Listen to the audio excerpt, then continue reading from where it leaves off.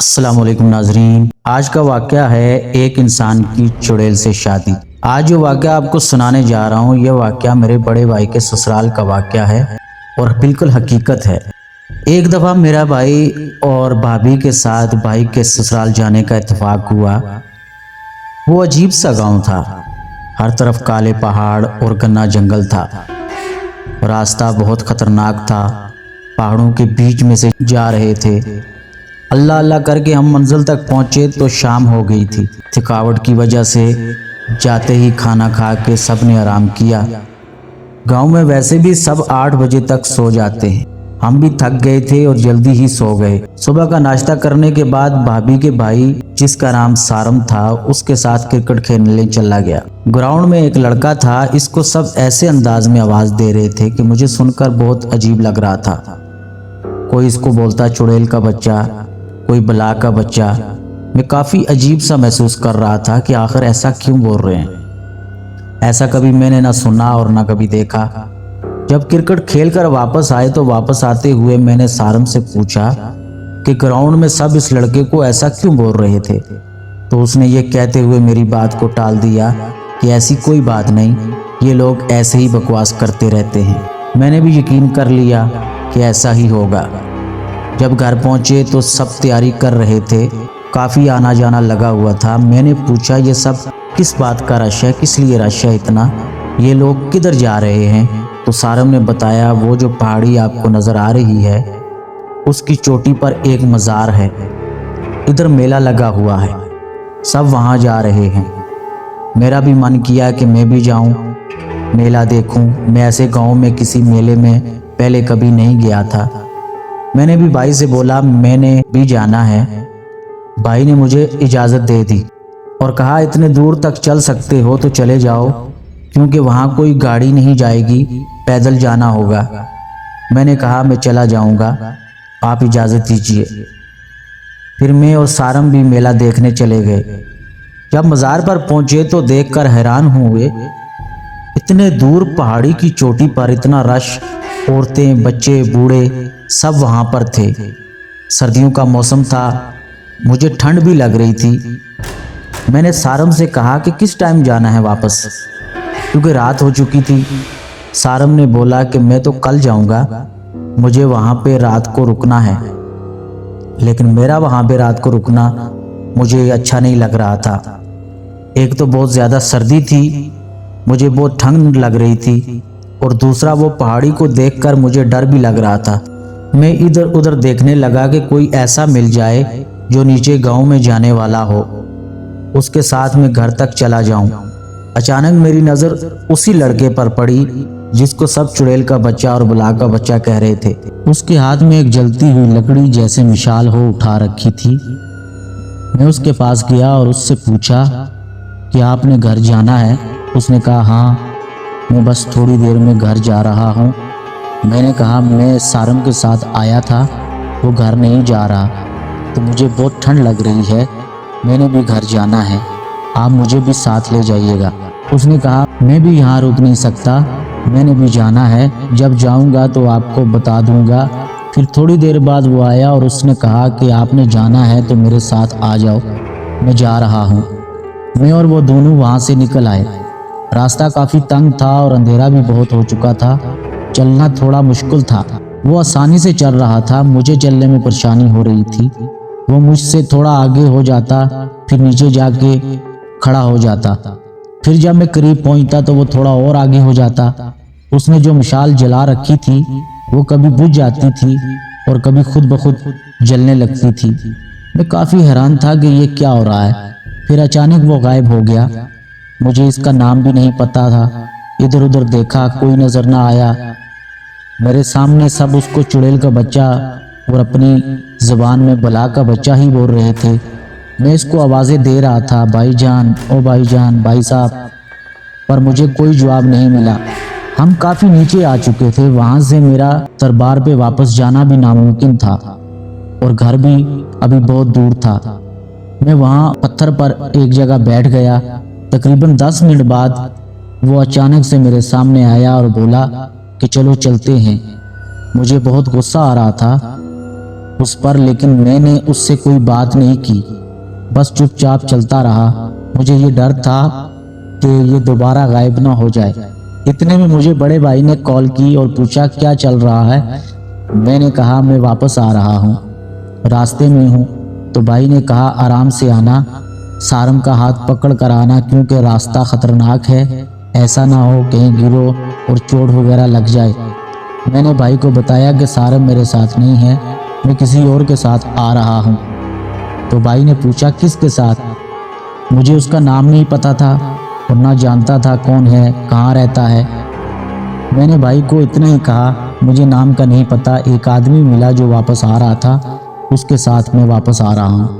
फिर भाभी ने मुझसे बात की तो मैंने साइड पे जाकर इन्हें बताया कि वो जिस लड़के को सब चुड़ैल का बच्चा बोलते हैं उसके साथ आ रहा हूँ। तो भाभी ने कहा अल्लाह ही रहम करे, आयतुल कुर्सी पढ़ते हुए आना और कोई भी बुलाए इधर उधर नहीं जाना, सीधा रास्ते से घर आना। मैं भाभी की बात सुनकर बहुत हैरान हुआ कि ये क्या बात हुई। मैंने यहाँ जंगल में किधर जाना है और मुझे किसने बुलाना है। मैं काफी डर गया था। हम तकरीबन गांव के पास पहुंच चुके थे। वो जो आदमी मेरे साथ जा रहा था वो मुझसे 8-10 कदम दूर था। जब हम घर के पास पहुंचे तो हम दोनों के रास्ते अलग हो गए। मैं अपनी साइड पे चल पड़ा और वो अपने घर की तरफ चल पड़ा। जब घर पहुंचा तो सब मुझे देखकर बहुत हैरान हुए। सब ने कहा कि तुम जिंदा कैसे वापस आ गए। मुझे कुछ समझ नहीं आ रहा था। मैंने पूछा कि क्या वजह है, किस लिए आप ऐसा बोल रहे हैं। जब उन्होंने कहा कि जिसके साथ तुम आए हो वो एक चुड़ैल का बच्चा है, मैंने सोचा मजाक कर रहे हैं। जब भाभी की अम्मी ने बताया कि ये मजाक नहीं सच है और वो वाकई चुड़ैल का बच्चा है, ये सुनना था, फिर मुझे सुबह को होश आया। सुबह जब मैंने सबसे पूछा, फिर जो इन सब ने मुझे बताया, मुझे सुनकर ऐसा लगा कि मैं ख्वाब देख रहा हूँ। उन्होंने बताया कि इसका बाप गांव का चेयरमैन था, वो बहुत बहादुर आदमी था, सारा गांव इससे डरता था। इसकी अपनी जमीनें थी जो पहाड़ से आने वाले पानी के नाले को काट कर अपनी जमीनों तक लाता था। एक दिन वो पहाड़ से पानी लगा रहा था, इसके पास एक औरत आई जो बहुत खूबसूरत थी, दुल्हन का लिबास पहना हुआ था। जब चेयरमैन ने इसको देखा, पूछा तुम कौन हो, उसने किसी दूसरी जगह का बताया। चेयरमैन ने कहा इस टाइम यहाँ पे क्या कर रही हो। उसने कहा मैं घर से भाग आई हूँ, कोई ठिकाना ढूंढ रही हूँ जहाँ रात गुजार सकूं। चेयरमैन इसे अपने घर ले गया। दोनों में रात को काफी सारी बातें हुई। सुबह हुई तो चेयरमैन ने अपने दोस्तों को बुलाया और मशवरा किया। सब ने इसे मशवरा दिया कि तुमने वैसे भी शादी नहीं की, तुम इससे शादी कर लो। सबके मशवरे से चेयरमैन ने इससे शादी कर ली। शादी के बाद सब सही जा रहा था। वो औरत बहुत मेहनती थी, घर का और सबका बहुत ख्याल रखती थी। फिर साल बाद इसके घर बच्चा पैदा हुआ। चेयरमैन भी बहुत खुश हुआ, घर में दुआ की, अल्लाह का शुक्र अदा किया। फिर एक दिन चेयरमैन किसी काम से गांव से बाहर गया। अपने दोस्त को बोल के गया कि मैं रात को नहीं आ सकूंगा, शाम को मेरे मवेशी जाकर अंदर बांध देना और भाभी से पूछ लेना, किसी चीज की जरूरत हो तो इसे मुहैया कर देना। वो दोस्त चेयरमैन की बात भूल गया, रात को सो गया। अचानक इसकी आंख खुली, उसे याद आई चेयरमैन की बात। वो भागता हुआ चेयरमैन के घर गया। रात के 12 बज चुके थे, दरवाजे बंद थे। उसे कुछ अंदर से अजीब सी आवाजें सुनाई दे रही थी। उसने जब चेक किया, दरवाजे खिड़कियां सब बंद हैं। एक बेंच नजर आया। इसे दीवार के साथ खड़ा करके रोशनदान से देखा तो देखकर हैरान रह गया। उसने देखा कि चेयरमैन के बच्चे के पास अजीब सी औरत बैठी हुई है। उसे ये देखकर बहुत हैरत हुई कि भाभी किधर गई। वो बेंच से नीचे उतरा, इधर उधर देखा, इसे कुछ दिखाई ना दिया। फिर वो रोशनदान से देखने लगा। वो औरत जो पहले चुड़ैल की शक्ल में थी, आहिस्ता आहिस्ता भाभी के रूप में वापस आ रही थी। उसे सारी बात समझ आ गई, चुपचाप वहां से चला गया। सुबह जब चेयरमैन वापस आया, उसने सारी बात चेयरमैन को बताई। चेयरमैन को पहले यकीन नहीं हुआ।